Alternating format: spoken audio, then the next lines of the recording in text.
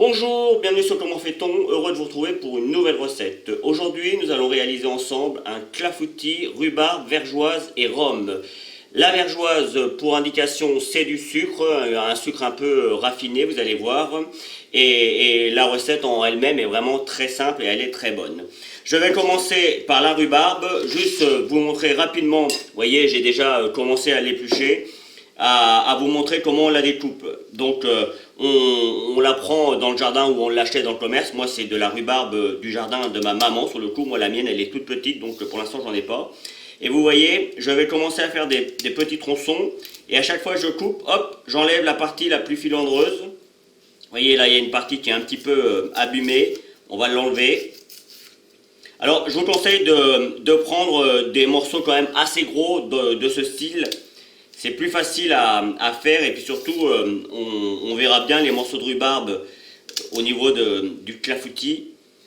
Donc vous avez compris le principe, on découpe, vous voyez à chaque fois il y a des petits fils qui viennent. Et moi je les enlève, alors certains ne les enlèvent pas, ils continuent de couper et ils laissent les fils. Ça va s'attendrir à la cuisson et puis vous allez voir là on va rajouter du sucre pour les dégorger un petit peu, pour leur enlever un petit peu d'eau. Mais moi, j'aime bien faire ça, vous voyez, là, quand il y a des petites imperfections, je les enlève. Surtout quand ça vient du jardin, c'est jamais parfait. Donc, vous avez compris le principe. Hop, voilà, on va pas faire toute la vidéo là-dessus, je finirai mon petit morceau. Une fois que vous avez fait ça, vous prenez le sucre blanc dans un premier temps. Là, c'est vraiment histoire de commencer à dégorger la rhubarbe et puis à la cuire un petit peu également.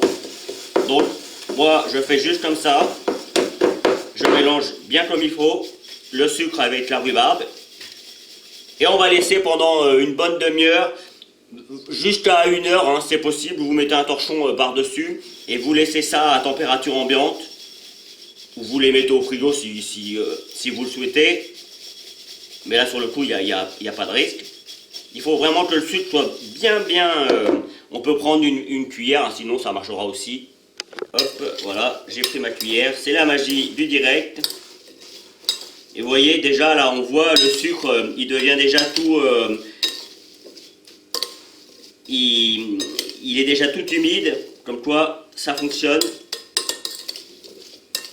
Voilà, allez, là c'est bien. Vous voyez, là il y a un petit fil que je viens de prendre, je l'enlève.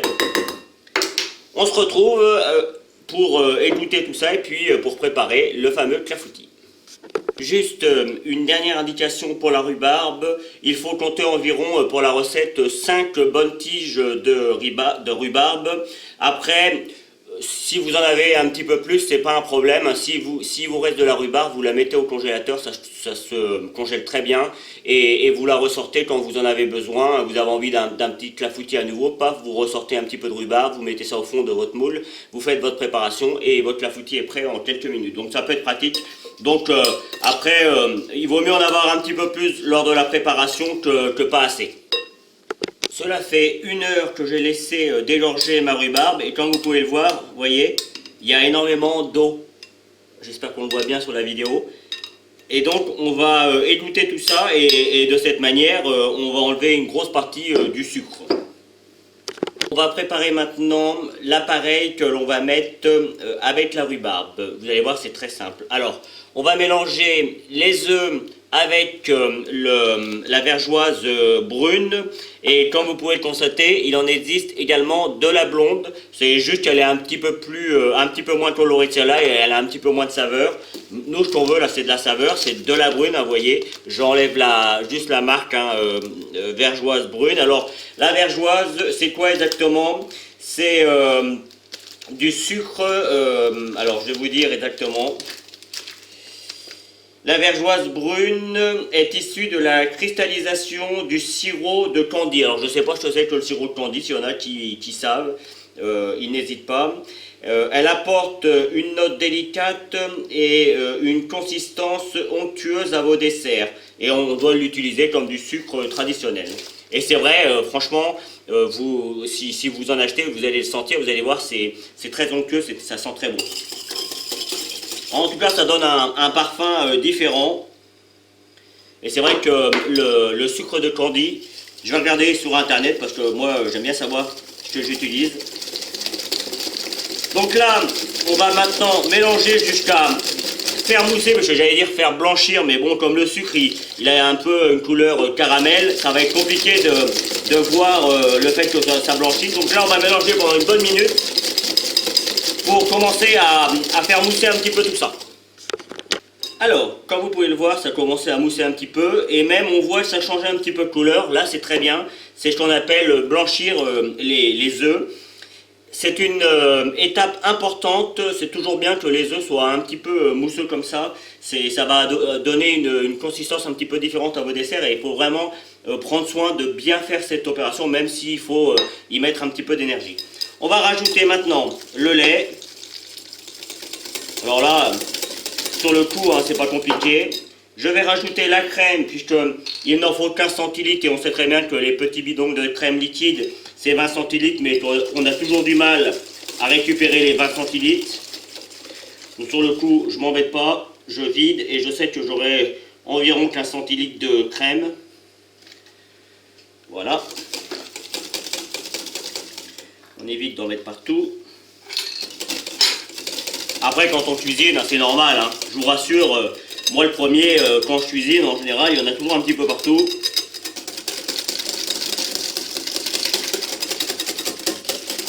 La vaisselle, je ne vous en parle même pas. En plus, je fais la vaisselle à la main, donc c'est pas toujours très drôle. Enfin bref, c'est la pâtisserie et la cuisine, ça fait partie du jeu. On va rajouter maintenant la farine. Alors, 50 g de farine.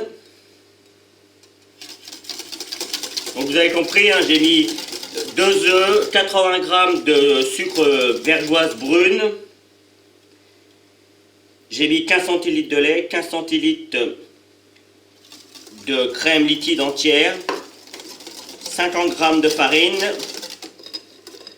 Je vais rajouter également 40 g, on mélange bien pour ne pas avoir de grumeaux. Je vais rajouter également 40 g de poudre d'amande. Je mélange bien ma farine avant parce que quand je vais mettre la poudre d'amande, je ne vais pas voir si j'ai des grumeaux ou pas.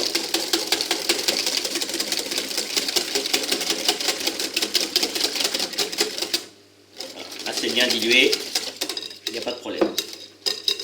Voilà, et donc 40 g de poudre d'amande. Alors la poudre d'amande, ça va apporter une consistance un petit peu différente, et puis surtout ça va boire le jus. Parce qu'il va encore rester un petit peu de jus au niveau de notre rhubarbe. Et puis la poudre d'amande, ça apporte quelque chose de généreux. Elle pourrait être remplacée par de la poudre de noisette, mais la saveur ne sera pas la même.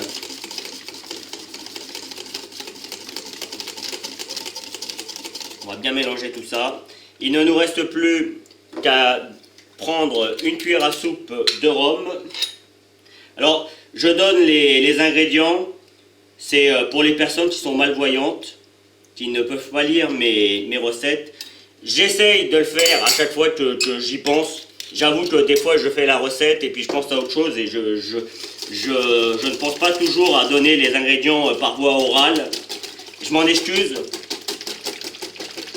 Mais si jamais j'oublie pendant un certain temps, n'hésitez pas à me relancer.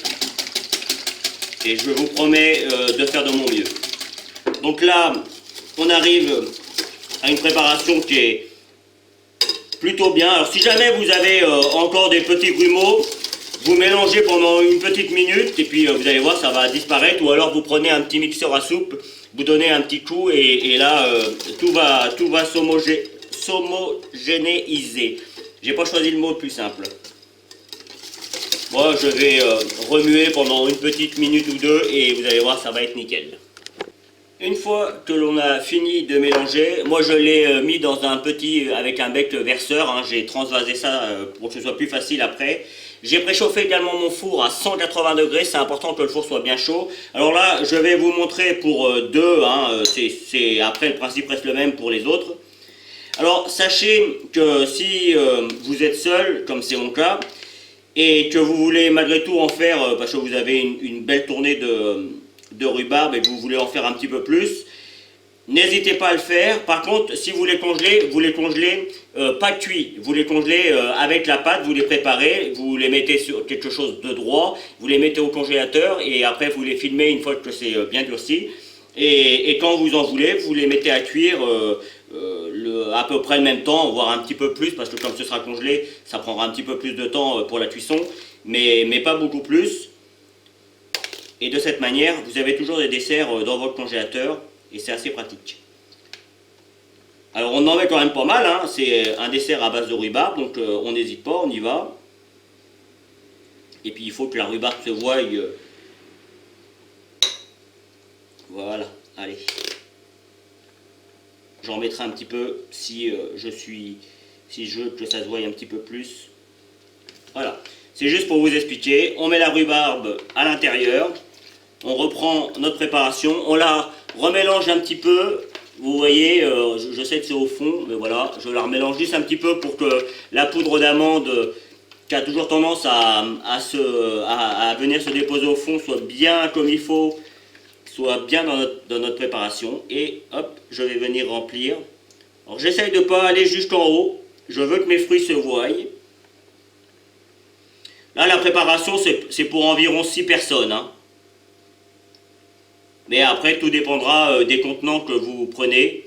Un contenant, hein, c'est le récipient, évidemment. Suivant la taille. Hein. Voilà. Là, c'est très bien. Là, je vais en mettre un petit peu plus. Alors, sachez que c'est des desserts qui, normalement, se font à l'avance, puisque ça se mange froid, en théorie. Mais moi j'ai déjà essayé chaud, c'est plutôt bon aussi. Tiède, c'est pas mal aussi.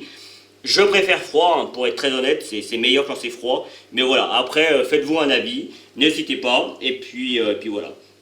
Bon, comme c'est pour la vidéo, là je vais rajouter des petits morceaux plus ou moins rouges pour que ce soit joli hop, pour la petite photo que je vais faire.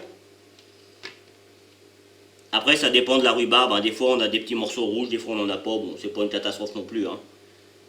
Voilà. Vous voyez, hein, je suis généreux avec la rhubarbe. Hein.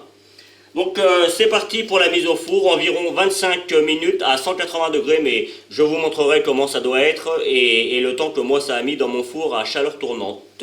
C'est parti.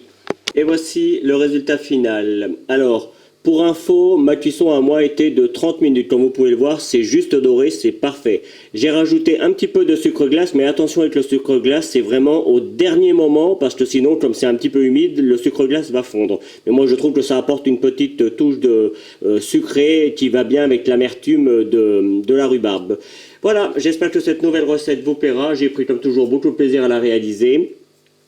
J'espère que vous prendrez autant de plaisir à la regarder.